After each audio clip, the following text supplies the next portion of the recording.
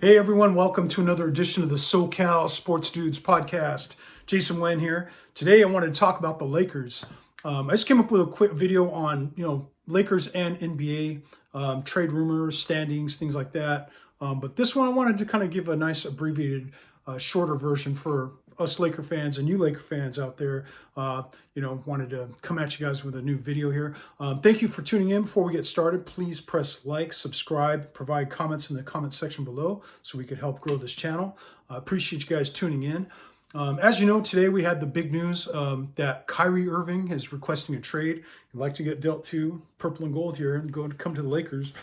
So it's gonna be fun, man, to see if they can work something out here and make a deal happen. Before we get into that, though, I wanted to kind of just run through what they've been up to lately.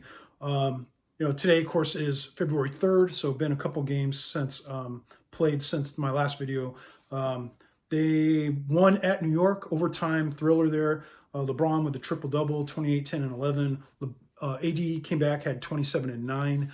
Of course, they both took the night off the day before that against Brooklyn, but came back, won at the Garden.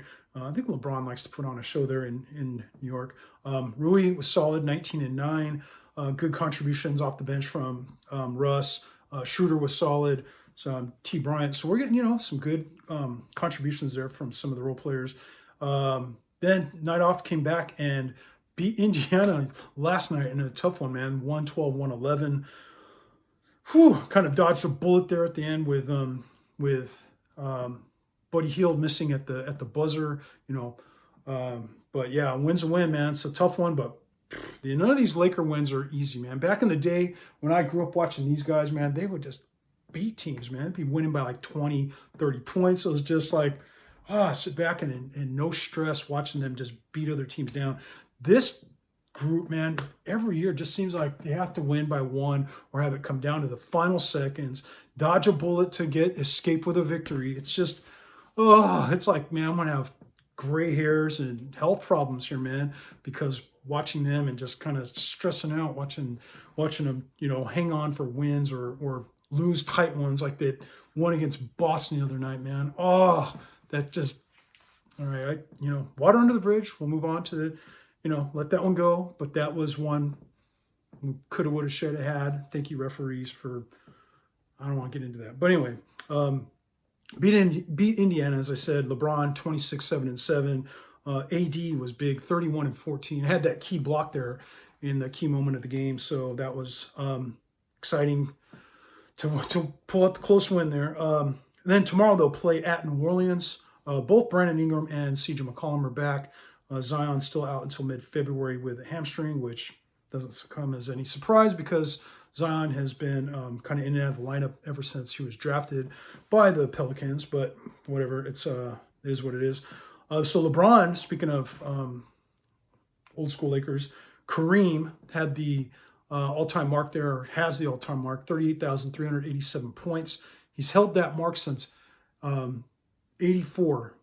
On April 5th of 84, he passed Wilt Chamberlain. So a little bit of a, time, travel back in time there. And remember Kareem having a moment there against, Mark Eaton, man. That guy was a beast. And everything, score around him was just like a house in the way of, him between the player and the bucket, man. I mean, Mark Eaton was not easy to score on, man. He's just always constantly swatting shots, and he made life difficult on Kareem, man. I remember watching some of those matchups just going, God, Mark Eaton was huge, but so LeBron getting closer and closer to that mark there, 63 points away. So keep up the good work here and the, phenomenal play. LeBron getting closer. You're going to be the all-time points leader here real soon. And you well-deserved, man. You've been phenomenal for, 20 plus years now. We're lucky he's on our side, man. I know there's a lot of Laker fans out there that are still about LeBron being a Laker. But I'm like, man, just get over it. We need the great ones here. Whether they start somewhere else and come here later or are born and raised through our franchise. Kareem started somewhere else. Shaq started somewhere else. LeBron started somewhere else. I don't know what the big deal is, man. So I'm happy for him. I can't wait for him to do this. In fact, I happen to get tickets to those games, both the next couple home games against OKC and Milwaukee, where I think he's going to be breaking this record. We lined up tickets like a week and a half ago, saying, "Hey, let's go watch one of these games." And of course, we're going to get nosebleeders, so I'm not going to be exactly courtside here, but I'm going to try and film it, maybe make a video for you guys live as it's happening or right when it happens, just to get the reaction. It's going to be, I think, pretty fun, man. Magical moment. I was lucky enough this past year to go watch when Pujols hit a couple homers there to get to 700. So kind of, wow, these, milestone moments are kind of out there, and kind of fun to be there live in attendance to see LeBron, you know, pass Kareem for the all-time mark there. Kareem, man, you were still the greatest, dude. The captain, one of our favorites, of all-time favorites, the swing left, shoot right, skyhook, that was one of the most unstoppable shots of all time. He's had the record now since '84, so I mean, 40 years almost. I mean, geez, he's the man, the myth, the legend. There'll be another like him. So man, it's time to pass that baton a little bit, as you once passed Wilt for it. Now you'll be passing it on to LeBron. And I mean, it takes a lot, man. I mean, to see with LeBron's career what it takes to get to this point and be able to be the all-time scorer is just, you see the effort and the longevity it takes in a career to be able to do this. So that's just a tribute to LeBron, his endurance and being able, his durability, and him be able to be productive year after year, even at the age he's at now at 38, to be able to do this is just, I mean, it's one of these, we're not worthy types, man. So go LeBron, 63 away. So hopefully he can narrow that down a little more after this New Orleans game, get it down into striking distance so we can see him beat this record while he's at home against either OKC or Milwaukee. Of course, against Milwaukee would be interesting because that's Kareem's old former team there. Against Giannis, I mean, that's kind of, I see the ticket prices for those have gone way up. I'm like, damn, man, glad I got him when I did. Kudos to my brother-in-law and his family there. They, of course, we're going to be going together. They're kind of the ones who sniffed it out and said, hey, let's go see this game. I'm like, twist my arm, man, let's go. So we're going to go check it out live. It's going to be fun. And yeah, I can't wait, man. So yeah, let's go Lakers. Let's go LeBron. So, hey, but I also want to get back into, of course, today, the exciting news of the day, Kyrie Irving requesting a trade to Lakers, to the Lakers. I'm kind of giddy about that, to see if we can maybe make something happen here and finally work out a deal this time. I mean, we were talking about it in the last summer.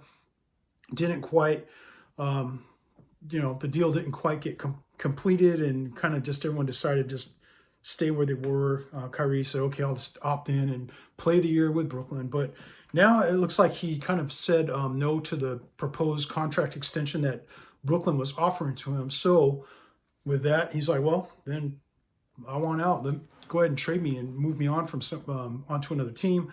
Lakers wanting to play with LeBron again, kind of his preferred destination. So good for him, man. Kyrie knows, man, where it is, man, where you need to be, man. There's rumors about going to the Clippers or the Mavs.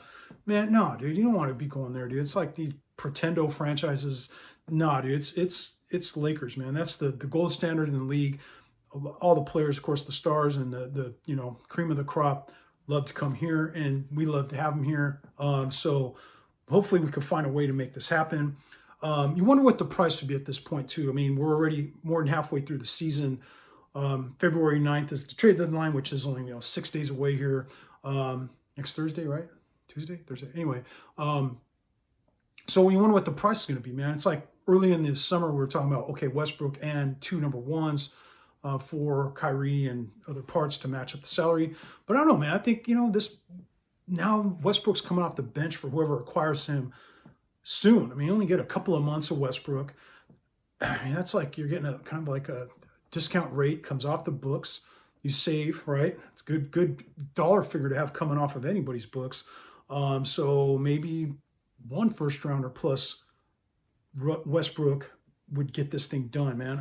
I would like to see it. I'd also be leery of throwing in some of our top young players, mostly Austin Reeves and Max Christie. Let's try to make a deal happen without including them.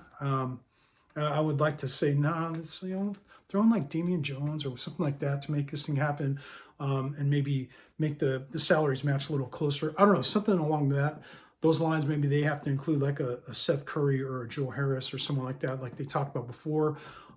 So anyway, we'll have to see, man, if they can make this happen. If not, maybe the Lakers should try to find a way to leave some salary cap available, to give them at least a decent. I'm not going to build a max amount, but get him have enough available where we can sign him, and then extend him later, kind of thing. I don't know exactly how that salary cap is lined up, but I know with us getting Hachimura, that's going to eat into our cap space availability there.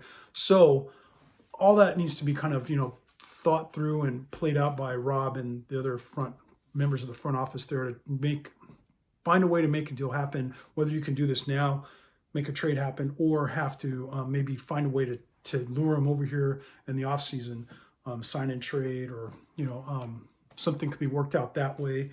Would love to see him here though, man. I love Kyrie's ability on the floor. Put him with LeBron and AD. That's a pretty dynamic trio right there. Team that I'm sure a lot of teams around the league would just be kind of not looking forward to playing against. So yeah, man, I would love to see it, if especially the price is right. I don't know if Brooklyn's really gonna move on from him though. I mean, I kind of just wonder. Okay, yeah, it sounds almost too good to be true. Let's just see if they can make it happen. But yeah, I just want to let it play out. Okay, let's see here. But the other rumors they have is Terry Rozier.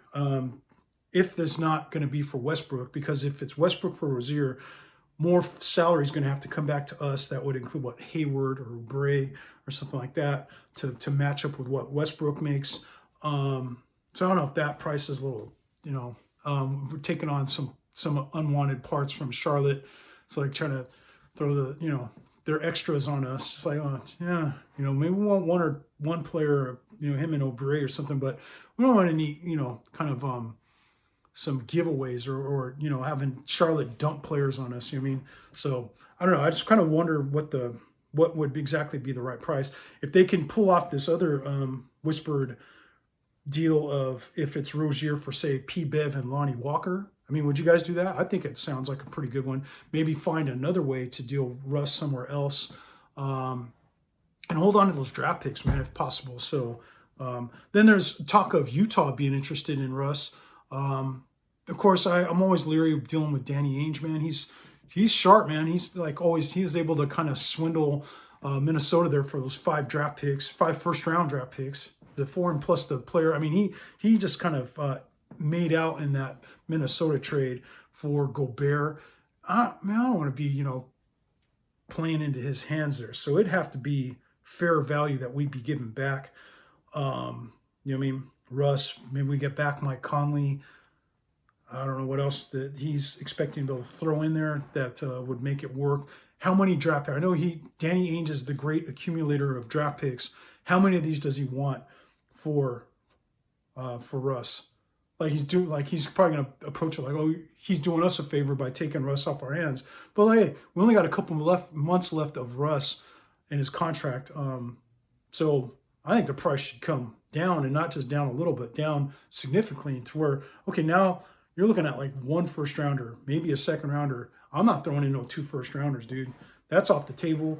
Hopefully the Lakers can sniff that out. We already kind of threw draft picks at New Orleans for AD and threw in another one over here when we did that Westbrook and Washington trade. So it's like now all of a sudden they're being kind of more mindful of first-round picks and wanting to hold on to them, or whether to use them or just to kind of have them in future trades. But don't give them away and end up regretting it later, because that's, years down the road, of course, but that's, we have to learn how to manage to build for now and for in the future. One day we're going to hit that point, man. We don't want to be cupboards empty with cobwebs and, little crumbs in there when that point comes. So, yeah, man, I think it's interesting to see what that would look like if we were able to make a deal with Utah there. But I would say I would put it Kyrie as number 1. I'd probably go Rozier 2. Van Vliet from Toronto, if there's a way we can get him in a trade, I'd be all ears on that. What would be the price? I'd probably throw Conley like maybe 4th on that list. I don't know. What are these other names in here? Most of them I think are going to be kind of out of reach for the Lakers. especially if their asking price is too high. McDermott, Richardson from San Antonio will be solid duo to get some shooting there. But yeah, I don't know, man. What do you guys think? I want to kind of hear, provide some comments in the comment section there. Kind of let me know what you guys think, who you would prefer to get. I think a lot of Laker fans will share the same sentiment. Let's go get Kyrie, man. That's a guy I think we're, looking forward to trying to get in the summer. Now here, maybe there's another chance to make this happen. So, yeah, I appreciate you guys tuning in. Just want to come at you guys with a Lakers video there. Is Kyrie headed our way? We shall see, man. And then the trade deadline is coming up soon. So going to keep an eye on this and report back to you, especially with, Laker-centric here, of course, first. But I'll cover the rest of the NBA too. So anything else goes down, we'll be sure to let you guys know. So we appreciate you guys tuning in. We'll see you again soon in the next one. All right. Thanks. Bye.